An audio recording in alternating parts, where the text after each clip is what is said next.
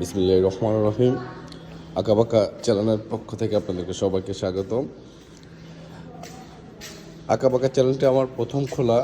এটা আঁকাবাঁকা নাম দেওয়ার অর্থ আমি নিজেও জানি না কেন দিছি, কখন কি দিব নিজেও বুঝতেছি না। তো আজ সকালে আমরা পাহাড়ের উদ্দেশ্যে বের হব। সকাল 8টা বাজছে। আমার জন্য আরও কয়েকজন ওয়েট করতেছে। আমি এখন রাস্তার দিকে যাব। রাস্তায় গিয়ে ওদের সাথে অ্যাড হয়ে পাহাড়ের কলা বাগান ও পেঁপে বাগান আপনাদেরকে আজকে দেখাবো আমি। সবাই সাথেই থাকবেন, আশা করি ভালো লাগবে। তো রাস্তার দিকে যাওয়া যাক। যাওয়ার পথে আপনাদের সাথে আরেকটা জিনিস শেয়ার করি। আমার শৈশবের পুকুর, এটা প্রায় 100 বছরেরও পুরানো, যেখানে আমার শৈশবের গোসল করা থেকে প্রায় এখনও চলে। তো ভাবলাম জিনিসটা দেখাই দিয়েছি আপনাদেরকে। এটা অনেক বড় পুকুর, প্রতি বছরে এখানে মাছ ধরার উৎসব চলে। এটা আমাদের বাদাম বিবির হাট, হযরত শাহজালাল রাদিয়াল্লাহু তাআলার আন্ডারস্থ। এটা অনেক বড় একটা পুকুর। এটার পাশে রয়েছে কবরস্থান।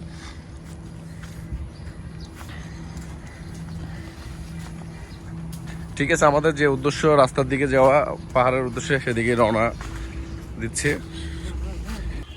পুকুর দেখানোর সময় আপনাদেরকে বলেছিলাল হযরত শাহজালাল রাদিয়াল্লাহু তাআলা, এটা হচ্ছে ওনার রওজা শরীফ। এখানে অনেক মানুষ আসে ওনার কাছে অনেক আবদার নিয়ে। ওনার উসিলায় আল্লাহ তাআলা মানুষের অনেক অপাওয়াকেও পাওয়া করে দেয়। এটা হচ্ছে সেই পবিত্র দরবার শরীফ। সবাই দেখুন।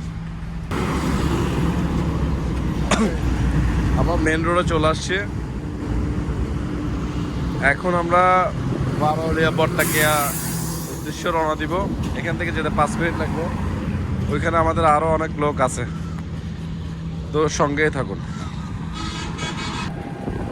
আমরা টমটম উঠে পড়ছি এবং যাত্রা শুরু করে দিচ্ছি। শুক্রবার তাই রাস্তাঘাট একটু ফাঁকা। বেশিক্ষণ লাগবে না, আমাদের 3 থেকে 4 মিনিট লাগবে যেতে।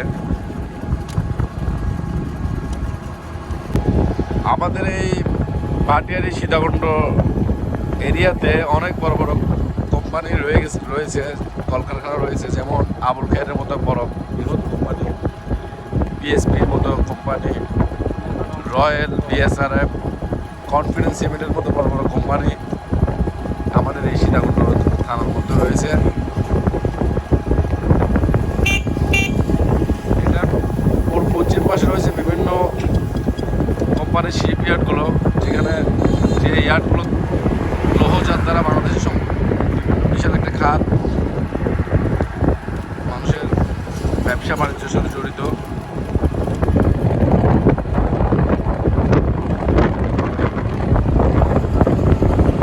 সৌন্দর্যের কথা বলতে গেলে সীতাকুণ্ড একটা বাংলাদেশের অন্যতম সৌন্দর্যতম জায়গা, পাহাড়ি অঞ্চল।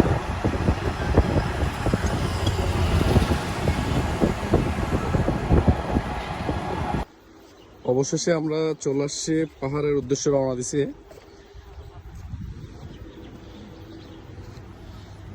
পাহাড়ের সৌন্দর্য এতটাই সুন্দর, মানে বলে বোঝানো যাবে না, যার কারণে প্রায় প্রোগ্রাম করে চলে আসে পাহাড়ের কাছে।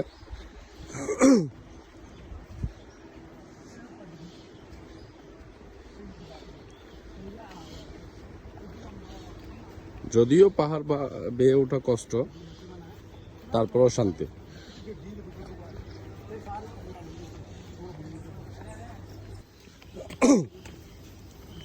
পাহাড় বেয়ে ওঠার যাত্রা শুরু। আমার সামনে আমার সঙ্গী আরো অনেকে আছে, পিছনেও আছে।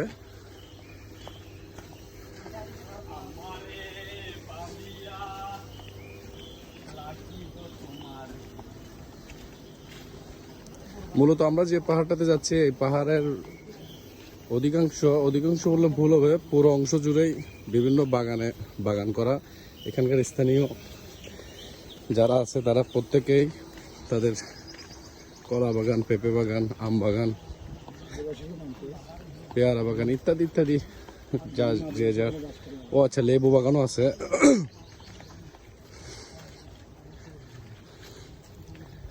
পাহাড়ের কিনারায় ঘেঁষে এখনো অনেক অনেক আদিবাসী এখনো বসবাস করে।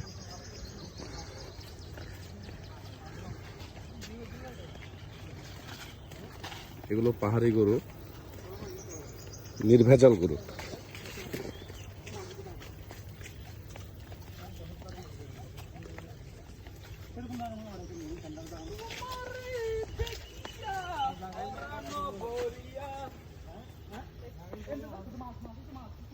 দেখা যাচ্ছে কলা বাগান। আমি আরো কাছ থেকে আপনাদেরকে দেখাবো। আপাতত গন্তব্যস্থলে পৌঁছানোর পর আপনাদেরকে পুরো জিনিসটাই দেখাবো। আপনারা সবাই সঙ্গেই থাকবেন।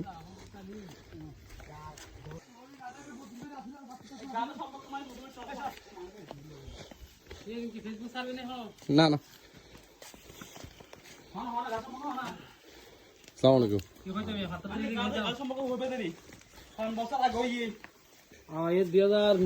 আচ্ছা, বুঝলাম, ভালো।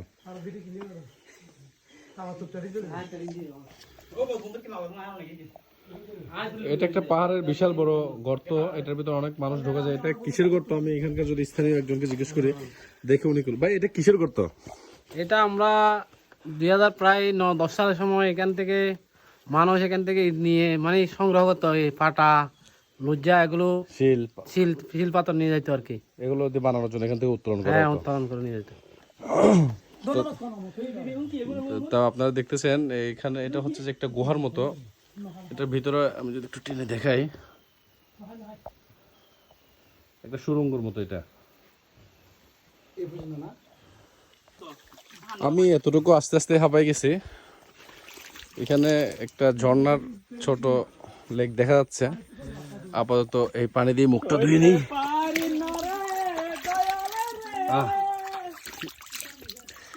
এজের পানিও ফেল, এত ঠান্ডা। আমি এখনো আমার গন্তব্যস্থলে পৌঁছাতে পারিনি, হাঁটতেছি।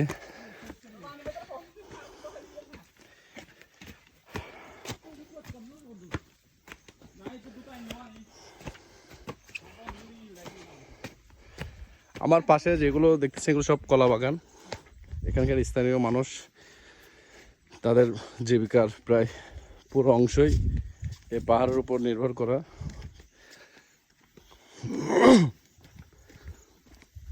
এটার একটা ব্যবসা সারা বছরই চলে, কিন্তু কলা বাগানের মূল ব্যবসাটা মূলত রমজান মাসেই বেশি। সবার দৃষ্টি ওইদিকে রমজান মাসকে ঘিরেই থাকে। এছাড়াও থাকে কলা গাছে কলা ধরলে তো বেচতে হবে, কিন্তু রমজান মাসে তারা যে পরিমাণ প্রফিট পায় অন্য মাসে পায় না।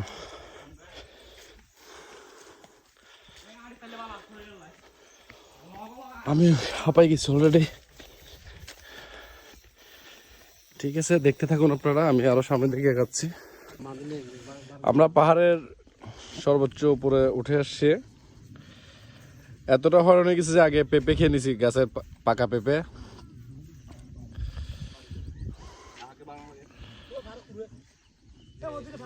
চারিদিকে শুধু বাগান আর বাগান,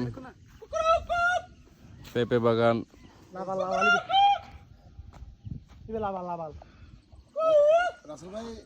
কলা বাগান। এরপর আমরা যাব আম বাগানে।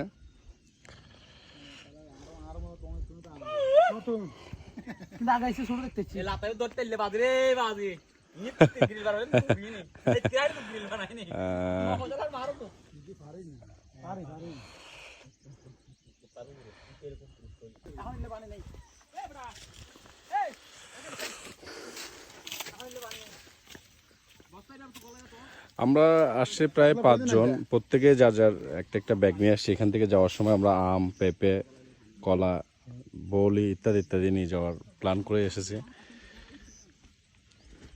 পাহাড়ের বুকে ফলানো ফসল অন্যান্য ফসলের তুলনায় টেস্ট। কিছুদিন আগে আমাদের এখানে একটা ঝড় হয়, ঝড় হওয়াতে অনেক কলা চাষের অনেক ক্ষতি হয়ে গেছে। বেশিরভাগই কলা গাছগুলো ঝড়ে ভেঙে গেছে, প্রত্যেকটা গাছেই কলা ছিল।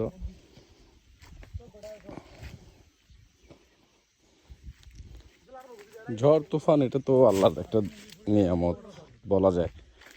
আল্লাহ যা করে ভালোর জন্যই করে।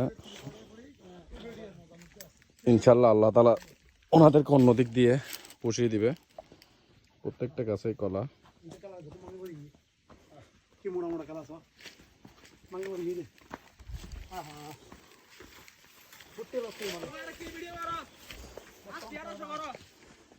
সইতে পারি না রে দয়াল রে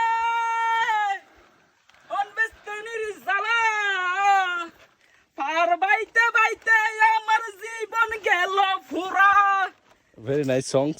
ওকে ওকে ইয়েস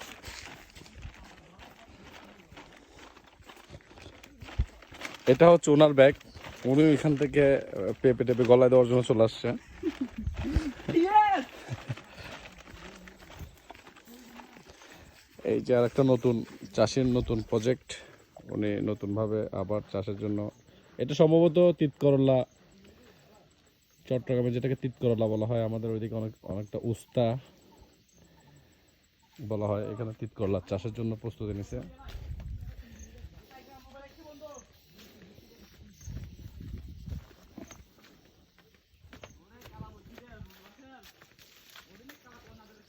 আমি প্রায় আমার যারা আমার সাথে চলাফেরা করে তাদেরকে নিয়ে প্রায় চলে আসি পাহাড়ে। সাগর পাড় তো আছে, অন্য একদিন আপনাদেরকে আমাদের সাগর পাড়েও নিয়ে যাব, নিয়ে দেখাবো। আমার এই চ্যানেলটা আঁকাবাঁকা, আমার যখন আমি চিন্তা করতেছি যে আমার চ্যানেলটার কী নাম দেওয়া যায়, তখনই মানে আঁকাবাঁকা চিন্তাভাবনা ছিল, সেখান থেকে আমার চ্যানেলটার নাম আঁকাবাঁকা দেওয়া। এটা আমার ফার্স্ট ভিডিও। ইচ্ছা আছে আপনাদেরকে নিত্য নতুন জিনিসের সাথে পরিচয় করে দেওয়া, চট্টগ্রামের অনেক কিছু যেগুলো আমার আশেপাশে আছে। কলা আর পেঁপে বাগানে এটা আমরা এখন আম বাগানের উদ্দেশ্যে রওনা দিছি।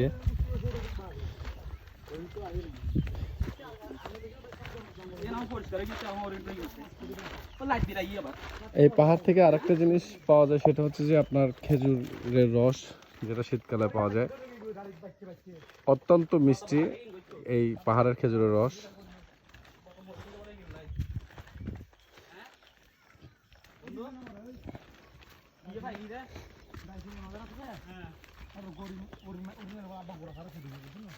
সঙ্গেই থাকুন। এখানকার স্থানীয়রা এই যে কলা কাটছে, এগুলো বাজারজাত করার জন্য রেডি করছে। এরা এখন এগুলোকে বাজারজাত করবে।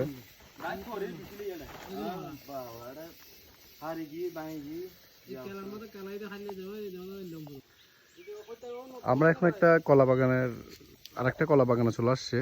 এখানে অলরেডি একজন কলা বাগানের উদ্যোক্তা আছে, মালিক। উনি এই বাগানে দেখাশোনা করে, এবং কি উনি যদিও জায়গার মালিক না, উনি এটা একটা বার্ষিক সিস্টেমে নিছে। ভাইজান, আপনার সাথে একটু কথা বলি। আপনার এখানে আপনি কি কি করেন? খেত খামার করি। খেত খামারি করেন? আপনার কি মূল পেশাই খেত খামারে? কি কি করেন আপনি এখানে? লব্য সই, পেঁপে, পেঁপে, লব্য সই, কলা আর পেঁপে। কলা, পেঁপে, জি। এগুলো আপনি কি সারা বছরই করেন এগুলো? হ্যাঁ, সেটাই করে খাই আর কি। এটা করে কি আপনার পোষায়? পোষায়। আপনার ওই মেইন রোড থেকে এখানে আসতে কতক্ষণ লাগে আসতে? আসতে প্রায় 40-45 মিনিট। এই 40-45 মিনিট এখানে ফসল ফলায় আবার রাস্তায় নিয়ে যে আপনার কি মানে কষ্ট কিরকম হয়? কষ্ট হয়, কষ্ট মনে করো একবেলা কাজ করি, একবেলা মানে যে সময় মানে কি ক্ষেতের থেকে ফসল বের হবে সে সময় মানে একবেলা কাজ করে এটা করে মানে কি নিয়ে যায় বিক্রি করে। মোটামুটি আপনার চল, আপনি খুশি? হ্যাঁ খুশি, যাক মোটামুটি আলহামদুলিল্লাহ। চলে, এইভাবে চলে। আপনাদের এরকম পাহাড়ে বাগান কতগুলো বাগান আছে? অনেক, হিসাব ছাড়া? এইটা ছাড়া সবাই আপনার মতোই না? হ্যাঁ। হুম। হ্যাঁ, এখন এটা আপনি সময় লস হয়, সময় লাভ হয়। লাভ লস হয় না? বর্ষা আসলে মনে করো পানি বেশি হয়ে যায়, এই দেখেন না বর্ষাতে পানিতে একটু ক্ষতি হয়ে যায় না? পানি গেছে, কি আছে না, দেখতেছে না।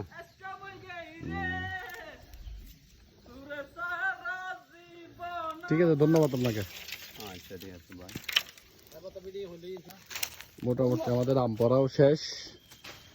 আম পাড়া শেষ হয়ে গেলে আমরা কিছু পেঁপে নিয়ে রওনা দিব আল্লাহর রহমতে। আমাদের গাছে অলরেডি আম পাড়ার কাজ চলতেছে। পাহাড়ি আম মজাই আলাদা, না খাইলে বুঝবেন না।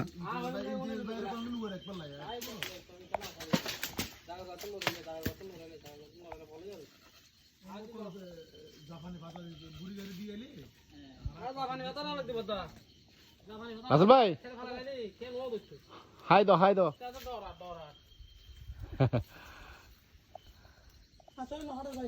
নামি যাগুই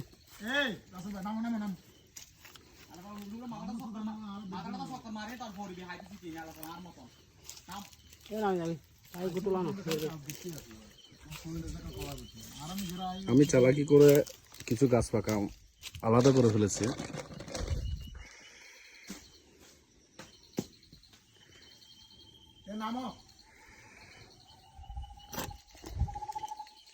আমাদের আজকের মতো যাত্রা, পাহাড়ের যাত্রা এখানেই শেষ। আমাদের সবকিছু নেওয়া শেষ, এখন আমরা রওনা দিছি। আমাদের যা যা প্রয়োজন, আমাদের যা যা প্রয়োজন ছিল আমরা নিয়ে নিছি পাহাড়ের।